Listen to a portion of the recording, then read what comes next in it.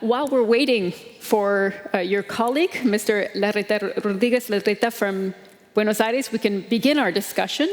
Mr. Müller, we know you've just come over this way, and we are going to discuss where cities are right now and international reopening. So maybe you can bring us up to date on where Berlin stands right now in its reopening and preparing for a possible fourth wave. Na, das verändert sich ja Well, these things are in a flux. Yesterday we had a meeting with the Chancellor at the German Federal Chancellery with the other minister presidents from across Germany. Und man muss immer wieder sagen, wir haben wirklich viel erreicht. We have made quite some progress, I must say. Being able to get back together to meet, sports events, cultural events taking place, this is progress. But of course we're still concerned, and we have to be honest.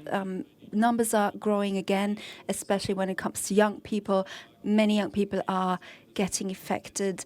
There is an incidence rate of 40 in Berlin, especially young people, over 100, an incidence of over 100 amongst young people. So there is a transmission dynamic going on.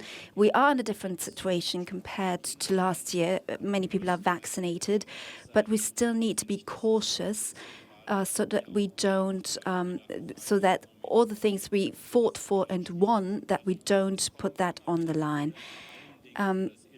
We are still appealing to people to get vaccinated, and I think many cities all over the world are in the same position. My colleague Larreta is joining us, and I think they have the same problem. Mr. Horacio Larreta, I hope you can speak. You can hear us, rather. He's joining us from Buenos Aires. Can you hear us? Oh, hi. Welcome. Can you hear me? We can hear you, yes. Welcome. We were just beginning our discussion, and we wanted to say that we're happy to have you joining us here. And we have the Governing Mayor Michael Müller sitting here on stage, and we're welcoming you. And we're just getting underway with our discussion to ask about the current state of the pandemic and the reopening. So let's talk about Buenos Aires at the moment, where you are. You are the governing mayor and have been there since 2015. And what is the state right now of the reopening in Buenos Aires, and how do you look at how Buenos Aires works international, looking at the international reopening after several waves of this pandemic? Okay, thank you for the invitation. In Buenos Aires, we have almost everything opened. The only restrictions we still have is we have to close at night. Restaurants, bars, we have to close them at 12 at midnight, and then we still have restrictions on big events in closing places. Now, in closing and in open places, for example, the soccer games are without public, without people. You cannot organize a party or a musical show, for example. But most of other activities, all the shops, all the restaurants, they are all in a. They can all put 70% of the approved people at normal times. So theaters, gyms, churches, restaurants, shops, they can all put up to 70%. Of the people they are allowed to in normal times. So it's 70%, which at the end of the day, it's almost no restriction. Then we have all students at school in Buenos Aires. And there's no other restrictions as far as I remember. The important ones are those. In offices, for example, people that work in offices, they can be up to 70% too. We are in a stage, in a situation of the new cases of COVID per day. It's been going down for the last month and a half. It's at a fifth of the peak situation. We have around between 500 and 600 new cases per day. And 2 months ago, we were in 3,000 per day. But we still don't have the Delta virus here. We only have very few cases that entered in Buenos Aires in the last couple of weeks. Of course, as it happened everywhere in the world, we expect it to enter and to increase cases again. We've been a little slow in terms of vaccines because the vaccines are bought and provided by the national government. We at the city level cannot buy our own vaccines, so we just put the vaccines that national government is giving us, and the process is being slow. And also, the government they only target in the procurement of the vaccines on the Russian vaccines and the Chinese vaccines. We haven't bought any. We haven't bought the Pfizer of the Johnson, for example. So we have problems now with the second doses of the Russian vaccine. Okay. We have a lot of people vaccinated with the first one, almost 80% in Buenos Aires, but only 28% with the 2 doses, because the Sputnik 2 is not entering. Okay. So we started last week. We've done a research, very, very scientific, very, very well done research, and now we started last week to apply as a second doses of the Sputnik instead of Sputnik, the Moderna. So with that, we will increase the amount of vaccines for the next couple of weeks. And that's good news. And vaccinations are key. If I could just jump in, Mr. Larreta, and ask about, urban life, because Buenos Aires is very much a city where urban life plays out in the streets. So how have city authorities and you yourself as the head of government there in Buenos Aires worked to adapt to how citizens are changing their use of public spaces, like parks, for example? No, parks are, let's say, exploding in Buenos Aires. There's a lot of people using and enjoying the parks. It also, for the last years, even before the COVID, we've been improving all the parks in Buenos Aires. So they were already in very good shape, very well maintained. There's a lot of new parks, well maintained. So that helped a lot when the virus happened. Most of the people that they just jumped in the parks to do gym, to run, to skate, to organize birthday parties for the children. There's a lot of birthday parties you see all the weekends in Buenos Aires. So there's a lot of people using the parks. We also are allowing all the bars, the restaurant, to put as many tables outside wherever they can. We cut some streets, for example, to let the bars put tables outside. So you see a lot of people enjoying the open space in Buenos Aires. We have the advantage that we have a mild climate all around the year. Probably only this month it's a bit colder, but it's probably 1 month a year.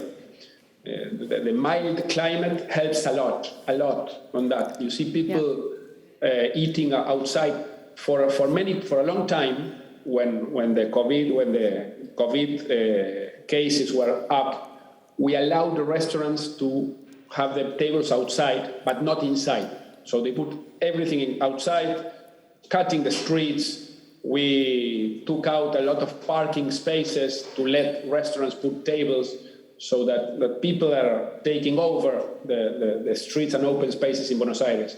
When the gyms were closed for a long time, people do exercise with the gym professors outside in the parks, and we had just allowed them to do it wherever they could and wherever they want. So still, you have a lot of it, and we see a trend that came to stay. We hope that even after the COVID, this idea of this trend or this habit of using the public spaces for everything, we hope to promote it. promote that it keeps, to promote that children organize birthdays in the parks. That's a common habit now. You see it everywhere. Before, it didn't exist. Yeah. It's something we're seeing here in Berlin as well, and maybe I can ask that to Mr. Müller. We don't have the benefit of a mild climate all year round, of course, here in Berlin, but we do have the benefit of many public spaces that people are now using in the pandemic. So how do you, as the mayor of the city, see how the city can adapt to the need for more public space? Does that mean, for example, less parking spots and more parks and plazas and places where people can be outdoors? Also erstmal würde ich gerne den... Well, first of all, I'd like to welcome my friend and colleague, Horacio de Larreta. I'm pleased to have you. I'm grateful you're here with us at this conference. We had many meetings before, especially in your wonderful city, Buenos Aires, and I saw what he described. People are outside. They spend a lot of time in public space. It's clearly a question of mentality, but this is catching on here in Berlin too. And COVID, I said this in the morning, COVID has helped us to see certain development as under a magnifying glass. People want to spend time in public space outside. They want to take public space, and we need to win these places over for people. And I think especially traffic can no longer play a dominating role in our cities. And greeneries are part of a livable city. Our goal in Berlin is to make sure that every Berliner can access a greenery within a distance of 400 to 500 meters. That might sound utopic, or for others as a matter of course, but this requires measures and this requires work. You need to plan neighborhoods differently, traffic differently. You need to maintain certain spaces and preserve them to make sure that greeneries are and remain accessible to people. So the trend we've seen, people increasingly meeting outside, is something that is what people really want and what we have laid a priority on. Coming back to you now in Buenos Aires, lockdowns and quarantines have meant that some people have decided they've had enough of the city. They're going to move out into the countryside because of these large kind of concrete jungles that cities can sometimes be. Has the pandemic rendered cities in some way obsolete? How do you keep a city like Buenos Aires? It's hard to say it's not ever going to be, it would ever be irrelevant, but how do you keep cities relevant in this time? No, I know there are some people that claim that city can become obsolete. I don't agree with that. I think that cities, I'm sure it's already happening, that cities will change, but I'm sure it will remain the center of innovation, of ideas, of culture, and I see this trend, and we promote this trend in Buenos Aires. There's a lot of people that choose to live in urban environments, because they like to have a diversity in the food, in the culture, in the access to enjoyments, bars, whatever. I'm one of those. I like to live in the city, and I won't change it. But what is true is that the cities have to change. All this trend to stay outdoors, people enjoying this is why it's very important for us as mayors to increase the green areas, because there will be a larger demand, and that's a good thing. It has to be greener, have to be sustainable. We are promoting a lot the use of bicycles in Buenos Aires as a way of transport, as a means of transportation. That's a trend that we already developed before the pandemic, but it's accelerating now a lot. And probably the area that will change the most is the downtown, the financial district, where the most offices are located, which is a small and very dense area of the city. We are figuring now with our urban planners how to turn it into a neighborhood to live, because nobody lives there. So we have to change all the the loss in terms of urban development. We are creating a fund to rebuild or to adapt office buildings to living spaces. It's a change that it will take time. But that's probably the most affected area, which is downtown. But for example, Buenos Aires is a very big university city. We have people from all the area around Buenos Aires coming every day to study in Buenos Aires. And that cannot be replaced. The place where students get together with their teachers, even if some of the classes could be online, the place to get together won't change. And that's in the city. We have 700,000 university students from Buenos Aires, from the suburbs, and from all the country that comes to study in Buenos Aires. That won't change. Then the government is located in Buenos Aires, both the national government and the municipality government. And that's a lot of people working here. So, and also all the cultural life in Buenos Aires is very, very, very strong.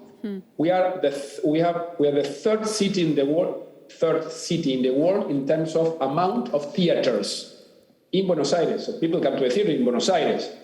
So all the big museums are in Buenos Aires. We have the Colón Theater, which is one of the most famous in the world, in Buenos Aires. Right. So those won't change. Yeah. And people like to enjoy the life probably in the neighborhoods.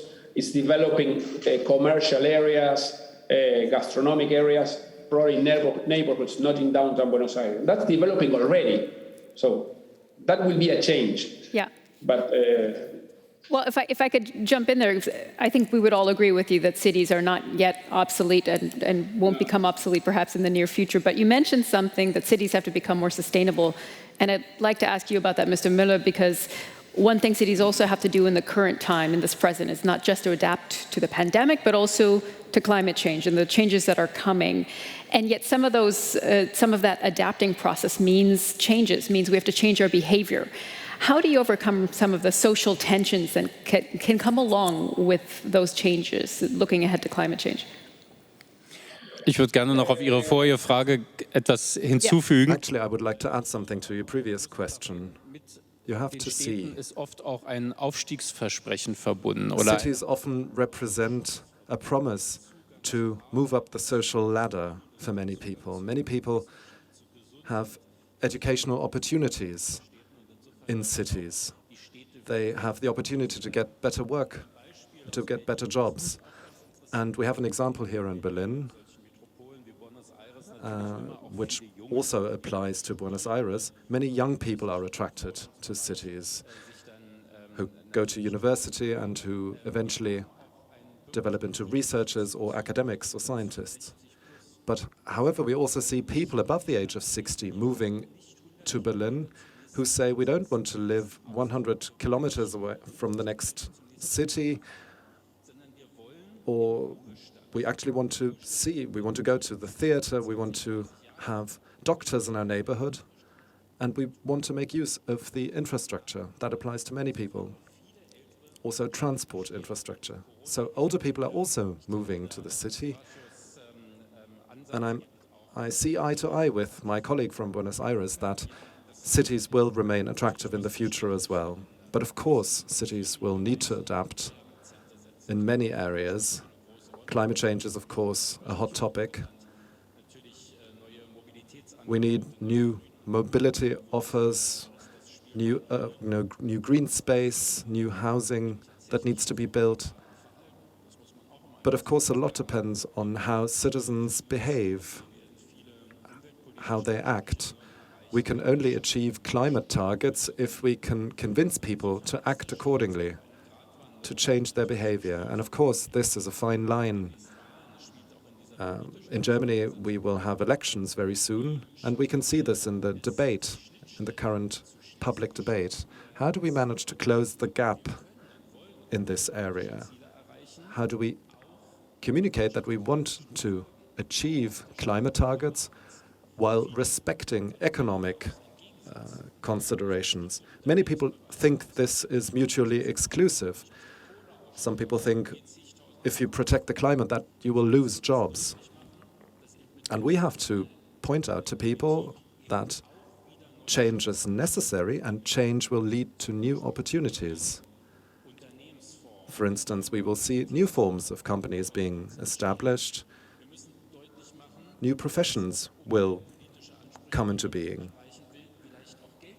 And of course, we will have to invest money as a society and we as individuals as well. I don't think we can achieve climate targets for free. Of course, it will cost money, but on the other hand, we will also save money because climate change actually has devastating consequences for society. So this is why we need to change our behavior in order to save money in the future. So that is the task that we have at hand as politicians right now, to convince people to change their behavior and that this will entail new opportunities. And Mr. Larreta, last question to you as we're running out of time. Just to build on what Mr. Müller was just saying here, how do you think a city like Buenos Aires can work together with partner cities around the world, like Berlin, to tackle some of these challenges, be it future pandemics and crises or climate change? Well, we interact, we interchange experiences every time with my colleagues, especially with Berlin, of course, which is a brother. We have a brotherhood with Buenos Aires, but I spoke during the pandemic times a lot, and I learned a lot, and I share our experiences a lot with colleagues from Latin America and from all over the world. I think the pandemic strengthened our links between or among the cities a lot, and still I'm every time I'm asking around what happened with the vaccines or how they are facing the Delta situation. So there's a lot of interchange of experiences, mainly in a situation in which we don't have knowledge. There's no scientific knowledge. So we are learning from the experience, and we also share our experiences. In terms of the social impact that you were asking before, somehow in Buenos Aires, paradoxically, it went the other way around. Somehow it tended to an equilibrium, because most of the services in terms of testing, in terms of vaccines, have been offered by the public sector, by the city government. And it's the same service from everybody, from the richest person in Buenos Aires and for the most poor. It's the same service. It's a very, very good service in terms of you go for a test, you get your result in your WhatsApp an hour later. You can go driving, you don't have to leave the car. Just from the car, you take the test and you leave, and in half an hour you have a result, whoever you are. The same for the vaccines. You get a turn for the vaccine from your WhatsApp. For the next day, you go, it takes not more than 15 minutes altogether. There's vaccine centers all around the city, and that's for everybody the same. So we gave a very, very good service, free, in terms of the attention in hospitals, in health centers, in terms of testing, in terms of vaccines, in terms of information. So somehow the COVID helped to equilibrate the service we provide to everybody. We promote prevention campaigns in all the most poor neighborhoods in Buenos Aires, with a strong presence of the state, of our health system, that works very well. It's a very good example today, not only in Argentina, but in Latin America. So, and we made we promote a lot of participation. In the testing centers, we have NGOs helping in each of the centers, associations from the neighborhoods, they are helping on that, to go and look for people that got the virus, that if they had to stay at home, we have a network of people helping, bring them food or whatever they need, so they didn't have to leave departments. So it's been somehow an equilibrium situation. A good measure of social cohesion, you're saying, is perhaps a silver lining that's come out of all of this. Yes. We want to thank you.